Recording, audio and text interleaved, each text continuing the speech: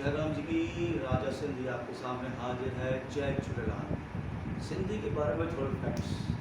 आपको मालूम है दुनिया में सबसे पहला बंदरगाह जिसको सी पोर्ट बोलते किसने बनाया? सिंधी ने। डेसिमल बिंदुमान कौन लाया? सिंधी लाया। सनातन धर्म सबसे पुराना सनातनी धर्म का कौन लाया? सिंधी लाया। फिर भी सिंधी के चेटी चंड में छुट्टी नहीं है, क्योंकि सिंधी सभ्यता को नष्ट करने की कोशिश की जा रही है और कोई सिंधी इसके लिए आवाज नहीं उठा रहा। पारसी 60,000 है। हिंदुस्तान में पारसी की पॉपुलेशन 60,000 होगी। सिंधी की पॉपुलेशन कितनी है? 3 करोड़। फिर भी उनके न्यू ईयर में छुट्टी नहीं है। और पारसी न्यू ईयर के दिन पतिथि मनाया जाता है, उसकी छुट्टी है। इतना सिंधियों के साथ जास्ती हुई है।